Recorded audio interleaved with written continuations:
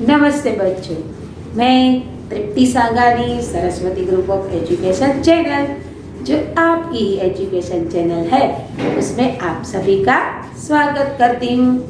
बच्चों, पिछले क्लास में हमने इकाई 14 हम भारत की शान है इस कविता का अभ्यास किया था। आज इस क्लास में हम इकाई 15 खरगोश और हाथी, जो एक चित्र कहानी है, उसका अभ्यास करने जा रहे हैं। लेकिन पिछले क्लास में हमने जो अभ्यास किया है उसको थोड़ा फिर से दोहरा लेते हैं। हमने उस कविता में देखा था कि बच्चे बता रहे थे कि हम भारत की शान है, इस देश का भविष्य हम ही है, हमसे ही ये धरती टिकी हुई है और हमसे ये सारा आसमान है। हम इस संसार रूपी देश रूपी बाग के फूल है। हम आगे बढ़ेंगे, अपना नाम रोशन करेंगे, देश का भी नाम रोशन करेंगे। यहाँ पर बच्चों ने अपनी मनोकामनाएं व्यक्त की थी कि हम भारत की आन बान और शान है। अब आज इस इकाई में यह एक चित्र कहानी है। बच्चों, आपको कहानी सुनना पढ़ना बहुत अच्छा लगता है कि नहीं? यस, यहाँ पर आपको ये कहानी पढ़कर ही पता चल गया होगा कि खरगोश और हाथी, खरगोश कितना छोटा होता है और हाथी कितना बड़ा होता है। खरगोश को कुछ समस्या का सामना करना पड़ता है, लेकिन फिर भी वह उसका समाधान अपने आप ही ढूंढ लेते हैं। तो यहाँ पर इस कहानी पर हमें यह सीख मिलने को मिलती है कि प्रत्येक समस्या का समाधान हमें खुद ढूंढना है। चलो, आपको एक कहानी सुना देती हूँ, ठीक है? एक बहुत बड़ा खड्डा था। उस खड्डे के आसपास एक बड़ा सा खड्डा था। एक लोमड़ी चलकर जा रही थी, अच्छे से जा रही थी। बेचारी कुछ सोचते हुए आगे बढ़ी, तभी उसका पांव फिसल गया और वह उस गड्ढे में गिर गई। उसने बहुत प्रयत्न किए, लेकिन वो नहीं निकल पा रही थी। वो कोशिश कर ही रही, फिर भी नहीं निकल पा रही थी। तभी एक इंसान वहां से गुजरा। उसने देखा कि यह लोमड़ी है, वो बाहर निकलने का अथक प्रयत्न कर रही है, लेकिन निकल नहीं रही है। मुझे उसकी मदद करनी चाहिए। वो ऐसे ही कूद रही थी, उछल कूद कर रही थी कि वो किसी भी प्रकार करके निकल जाए। फिर उस आदमी ने सोचा कि मैं ऐसा क्या करूं कि ये लोमड़ी की सहायता हो जाए और वो बेचारी बाहर निकल जाए।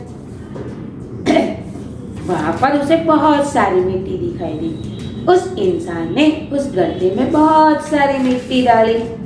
जैसे जैसे मिट्टी अंदर चलती गई, वैसे वैसे लोमड़ी उसके ऊपर चढ़ती गई और बहुत सारी मिट्टी गड्ढे में डालने के बाद लोमड़ी उसके ऊपर चढ़ गई और वह बाहर निकल गई। तो बच्चों, कहानी तो बिल्कुल छोटी है, लेकिन सोच बिल्कुल बड़ी है। हमने देखा कि लोमड़ी ने अपने प्रयत्न नहीं छोड़े।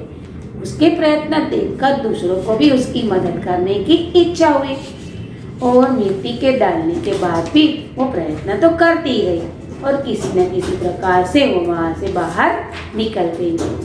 हमें भी अपनी समस्याओं का समाधान खुद ढूंढना चाहिए।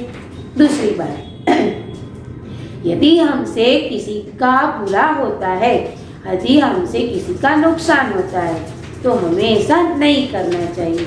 दूसरों के साथ गंदा व्यवहार नहीं करना चाहिए, दूसरों के साथ अच्छा ही व्यवहार करना चाहिए। इस इकाई में भी कुछ ऐसे ही सीख मिलती है।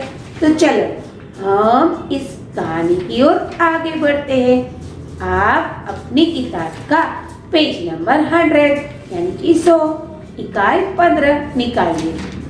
उससे पहले हम कुछ शब्द पढ़ लेते हैं। सरोवर यानी कि तालाब, छोटा सा झील, गीली यानी कि भीगी हुई, बिल यानी कि छेद, झुंड यानी कि दल, प्राणियों का जो समूह होता है इसे दल कहा जाता है। कुचलना यानी दबाना, લોટના યાની કે લુઢકના, જેને આપણે ગુજરાતીમાં કહીએ છીએ આળોટવું। चलो अब हम अपनी इकाई आगे बढ़ाते हैं। खरगोश एक छोटा सा जानवर है और हाथी बहुत बड़ा। इस कहानी में खरगोश किस प्रकार अपनी समझदारी से हाथियों से अपनी रक्षा करता है, इसका वर्णन है। यह कहानी पंचतंत्र से ली गई है। चलिए पहले आप इस चित्र को देखिए, आपको क्या दिखाई दे रहा है? देखिए बहुत सारे खरगोश है, वह उछल कूद कर रहे, यहाँ से वहाँ घूम रहे हैं और आनंदित दिखाई दे रहे हैं।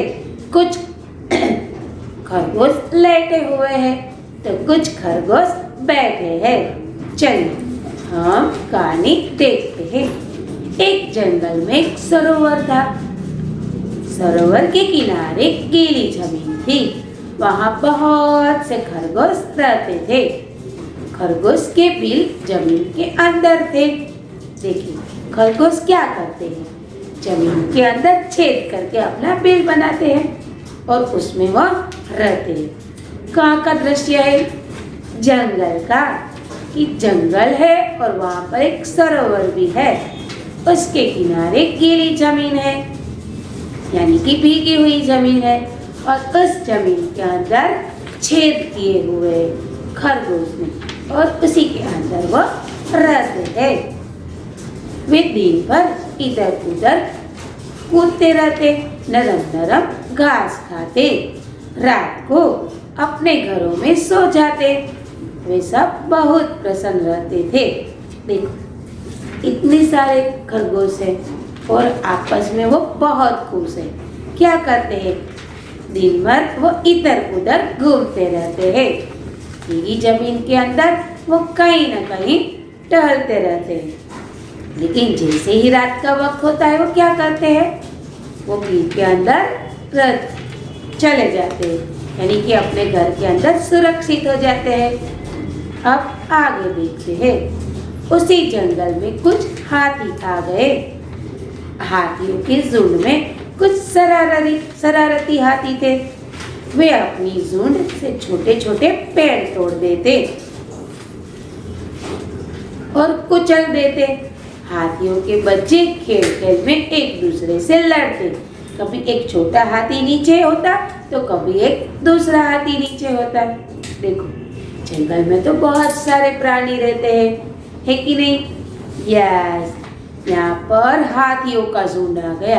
अब सोचिए खरगोश इतने से है और हाथी तो इतने बड़े बड़े होते हैं। इतने सारे हाथी जंगल में आ जाते हैं और क्या करते हैं? उसमें से कुछ हाथी शरारती थे, यानी कि मस्तीखोर। हर दिन क्या करते रहते हैं? शरारत करते रहते हैं।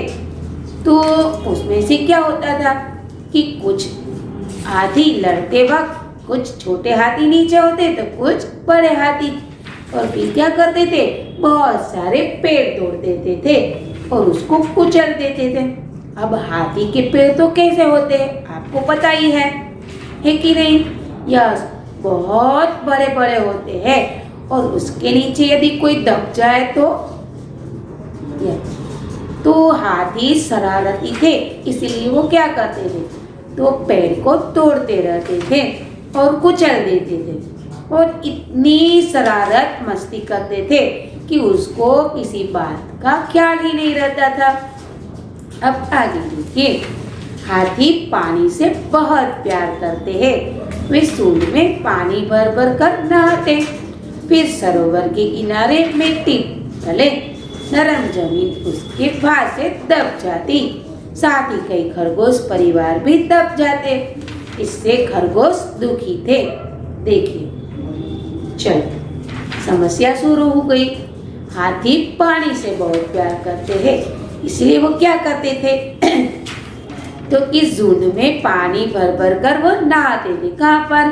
जंगल में जहाँ खरगोश रहते थे वहाँ उसके पास एक सरोवर था। उस सरोवर में ये हाथी आते हैं, फिर क्या करते? तो सूंड में पानी भर भर कर नहाते थे, फिर जो सरोवर का किनारा था वहाँ तो मिट्टी थी, तो वो सारी मिट्टी क्या हो जाती थी, गीली हो जाती थी और नरम बन जाती थी और उसके बाल के तले दब भी जाती थी। और वैसे भी वहाँ पर क्या था, वहाँ पर खरगोशों का बिल था जहाँ पर वो रहते थे।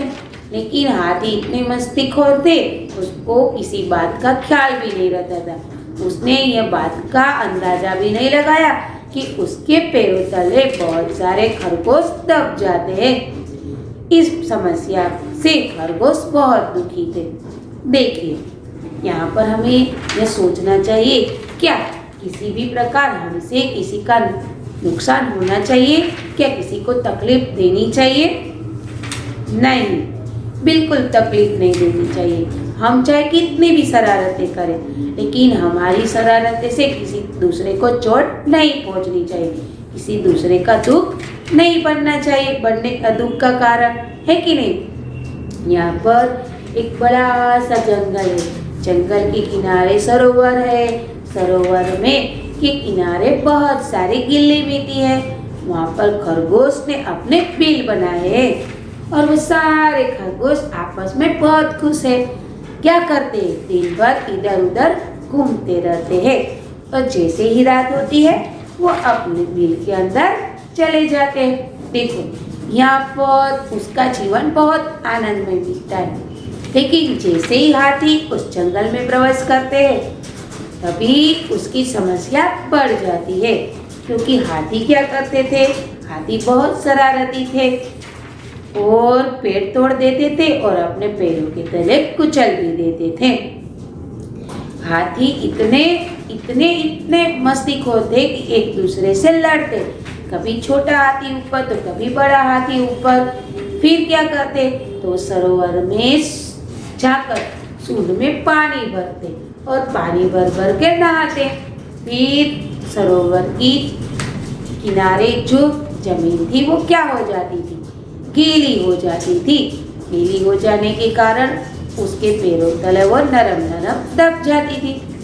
लेकिन उस जमीन के अंदर बिल में खरगोश रहते थे, लेकिन उसको उसका जरा भी अंदाजा नहीं था और बेचारे खरगोश दब जाते थे, जिससे खरगोश दुखी रहते थे। देखो बच्चों, यहाँ पर एक समस्या शुरू हुई है। आप सोचिए, खरगोश ने क्या किया होगा?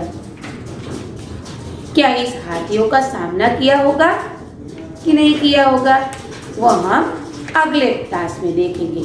यहाँ तक ही हम पढ़ाई करेंगे। वैसे तो यहाँ पर कुछ पुनरावर्तन करने की आवश्यकता ही नहीं है, क्योंकि एक छोटी सी कहानी का एक छोटा सा हिस्सा मैंने आपको बता दिया कि समस्या क्या है। अब खरगोश इन समस्याओं का समाधान किस प्रकार ढूंढते हैं वो हम अगले क्लास में देखेंगे। मैं आपको एक दूसरी कहानी सुनाती हूँ, सुनिए। आपने बहुत बार वो कबूतर की कहानी सुनी होगी कि एक दिन क्या होता है, वो सारे कबूतर दाना चुग रहे थे। तभी एक शिकारी आकर जाल बिठाता है और उसको ले जाने का प्रयास करता है। लेकिन इन सभी कबूतरों ने मिलकर ये सोचा कि यदि हम इस जाल को एक साथ उठाकर उड़ जाएंगे तो इस शिकारी से हम बच जाएंगे, है कि नहीं? यस। तो इन कबूतरों ने क्या किया, पूरी कबूतरों की टीम अपने चोंच से उस जाल को उठाती है और उड़ने लगती है और कहीं पेड़ पर जाकर बैठ जाती है। इस प्रकार वह उस शिकारी से बच जाते हैं। देखिए, यहाँ पर हमें ये सीख मिलती है कि समस्या के साथ साथ समाधान भी जुड़ा हुआ होता है, लेकिन हमारा ध्यान समस्या की ओर ही रहता है। कभी हम उसका समाधान ढूंढने का प्रयास करते ही नहीं है। हम समस्या को ही दोहराने में मशगूल रह जाते हैं। लेकिन यदि हम अपनी सोच लगाए, युक्ति दिखाए, तो हम हर एक समस्या का समाधान ढूंढ सकते हैं। यहाँ पर कबूतरों ने एक टीम वर्क भी किया, है कि नहीं यार? यहाँ पर कबूतर टीम वर्क भी करता है और साथ साथ समस्या का समाधान अपने आप ढूंढता है और इस समस्या से बच जाता है। और एक बात इससे जुड़ी हुई मैं बता दूं, आज कोरोना की महामारी है, बहुत बड़ी समस्या हमारे सामने खड़ी हुई है, तो क्या इस समस्या का समाधान हमारे पास नहीं है? यस, बिल्कुल है। कैसे? हम डिस्टेंस बनाए रखेंगे, हर वक्त मास्क पहनते रहेंगे, फिर अपने हाथ पैर साफ करते रहेंगे, बाहर का खाना कम खाएंगे, घर का पौष्टिक आहार खाएंगे, फिर ये जो सारी औषधियाँ हमारे घर में, हमारी रसोई घर में विद्यमान है, उसी का काढ़ा बनाकर हम पीते रहेंगे, जिससे हमारी शक्ति बढ़ेगी। कौन सी शक्ति? यह इन सब रोगों के सामने टिके रहने की रोग प्रतिकारक शक्ति बढ़ जाएगी और इन सारी समस्या से हम बच पाएंगे। हमें बहुत सावधानी बरतनी पड़ेगी, है ना? तो बच्चों, इस कहानी से हमें यह सीख मिलती है। यहाँ से ये तो कहानी पूरी नहीं हुई है, मैंने उसको आपको पहला ही पार्ट दिखाया है कि खरगोश क्यों परेशान थे और हाथी क्या करते थे। आपको सोचना है कि हाथी क्या करेंगे। आपको किताब नहीं पढ़नी है, आगे की पढ़ाई आपको नहीं करनी है। आप खुद सोच लगाए कि खरगोश ने क्या किया होगा, हाथी ने उसके साथ ऐसा व्यवहार किया होगा बाद में। क्या खरगोश इस हाथी से बच पाए होंगे कि नहीं बच पाए होंगे? ठीक है, चलो आप इस बोर्ड का स्क्रीनशॉट ले लीजिए, जिससे वर्कशीट लिखने में आपको सरलता रहेगी। वैसे इसमें बहुत सारे शब्दार्थ नहीं है और कठिन भी नहीं है, आसान है, जिससे आप अच्छे से वाकिफ भी हो सकते हैं। ठीक है बच्चों, इस इकाई के बाद आपको एक वर्कशीट दी जाएगी। आपको वो वर्कशीट अपनी किताब बुक के अंदर सुंदर अक्षरों में दिनांक, विषय, विषयांक, इकाई नंबर, इकाई का नाम लिखकर अच्छे अक्षरों में कंप्लीट करना है। चलो कुछ प्रश्नों के रूप में मैं इस इकाई को फिर से दोहरा देती हूँ। इस इकाई का साहित्य प्रकार कौन सा है? आपको पता ही है, चित्र कहानी। इस इकाई में किन दो जानवरों का नाम दिया गया है? इस इकाई में खरगोश और हाथी, इन दो जानवरों का नाम दिया गया है। जंगल में कौन रहते थे? जंगल में खरगोश रहते थे। जंगल के पास क्या था? जंगल के पास एक छोटा सा सरोवर था। सरोवर के किनारे क्या था? सरोवर के किनारे खरगोश के बिल थे। खरगोश ने बिल कैसी जमीन में बनाए थे? खरगोश ने बिल गीली जमीन में बनाए थे। गीली जमीन का मतलब क्या होता है? गीली जमीन का मतलब होता है भीगी हुई मिट्टी। ठीक है, चलो, जहाँ पर खरगोश रहते थे वहाँ अचानक कौन आ पड़ता है? जहाँ पर खरगोश रहते थे वहाँ पर अचानक से हाथियों का झुंड आ पड़ता है। हाथी कैसे थे? हाथी बहुत शरारती थे। हाथी शरारत में क्या करते थे? हाथी शरारत में बहुत सारे पेड़ तोड़ देते थे और अपने पैरों की तरह उसे दबोच देते थे, कुचल देते थे और साथ में इतनी मस्ती करते थे कि उसको किसी बात का ख्याल ही नहीं रहता था। सरोवर में आकर हाथी क्या करते थे? सरोवर में आकर हाथी सूंड में पानी भरकर नहाते थे। हाथियों के नहाने से क्या होता था? हाथियों के नहाने से सरोवर के आसपास की जमीन गीली हो जाती थी। जब ये जमीन गीली हो जाती थी तब हाथी की वजह से क्या होता था? जब यह जमीन गीली हो जाती थी तब हाथियों के पेड़ के नीचे ये सारे खरगोश दब जाते थे। तो बच्चों, अगले क्लास में हम इसी इकाई को आगे बढ़ाएंगे और इस कहानी के अंतिम चरणों में जाएंगे। तब तक के लिए अलविदा, बाय बाय, धन्यवाद।